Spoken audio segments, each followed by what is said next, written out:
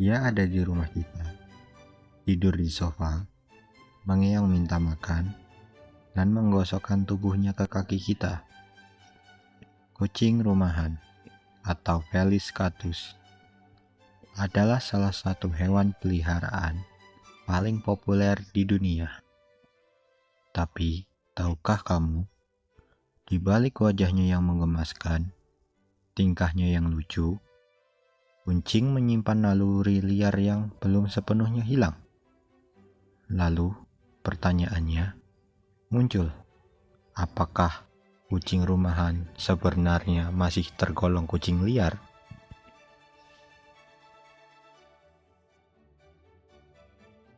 Kucing pertama kali berinteraksi dengan manusia sekitar 9.000 tahun yang lalu di wilayah Verstille Crescent yang kini mencakup Irak, Suriah, dan sekitarnya.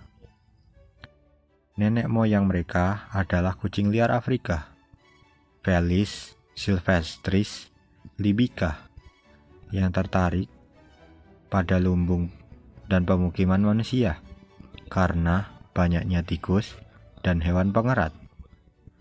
Berbeda dengan anjing yang mendomestikasi lewat seleksi manusia, kucing mendomestikasi diri. Mereka datang, mereka tinggal, dan manusia mulai menyukainya. Proses ini terjadi secara alami, tanpa paksaan atau penjinakan ekstrim. Kucing tidak pernah benar-benar kehilangan sisi liarnya. Bahkan hari ini, DNA mereka hampir identik dengan kucing liar Afrika. Hanya berbeda tipis saja. Secara biologis, istilah kucing liar merujuk pada spesies yang tidak didomestikasi dan hidup bebas di alam seperti kucing kuwuk, kucing batu, dan kucing merah Kalimantan. Mereka mempunyai peran ekologis penting dan tidak tergantung pada manusia. Sedangkan Felis catus, meskipun bisa hidup di jalan atau liar, secara sosial masih dianggap hewan domestik. Bahkan kucing jalanan yang tampak liar secara perilaku, secara taksonomi tetap termasuk spesies domestik.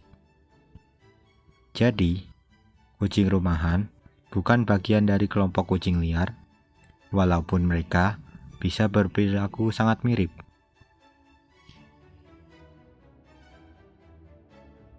Meskipun hidup bersama manusia, naluri berburu kucing tetap aktif.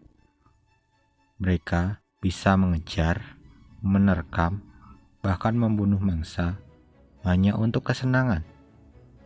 Tidak butuh pelatihan atau instruksi, mereka tahu caranya secara naluriah. Ini adalah hasil dari warisan genetik mereka.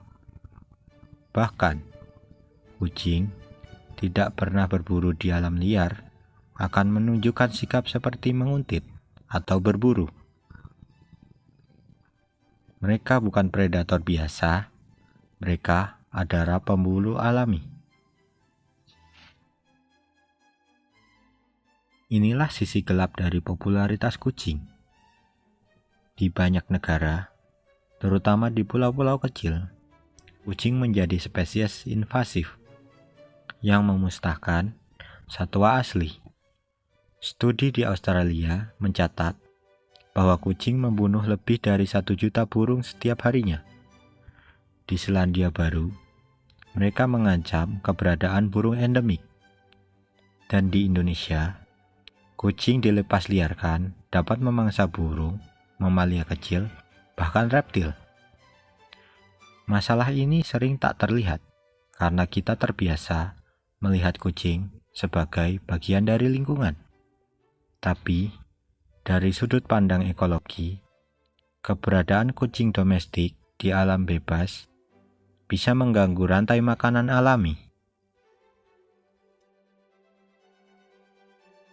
Inilah dilema yang muncul, bagaimana cara kita memperlakukan hewan peliharaan yang kita cintai, namun bisa menjadi ancaman ekologis.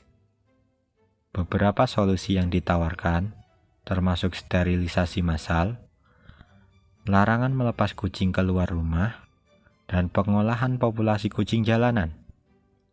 Tapi, semua ini butuh pemahaman, empati, dan tindakan kolektif. Tanggung jawab kita sebagai pemilik kucing bukan hanya untuk memberi makan dan kasih sayang, tapi juga memastikan mereka tidak merusak ekosistem luar rumah. Meskipun hidup bersama manusia, naluri berburu kucing tetap aktif. Mereka bisa mengejar, menerkam, bahkan membunuh mangsa hanya untuk kesenangan. Tidak butuh pelatihan atau instruksi. Mereka tahu caranya secara naluriah. Ini adalah hasil dari warisan genetik mereka. Bahkan, kucing tidak pernah berburu di alam liar akan menunjukkan sikap seperti menguntit atau berburu. Mereka bukan predator biasa, mereka adalah pemburu alami. Terima kasih telah menonton pembahasan tentang kucing hari ini. Jangan lupa like, komen, dan subscribe channel YouTube kami. Dan jangan lupa nyalakan lonceng notifikasi untuk video-video kami selanjutnya. Sampai jumpa dan dadah.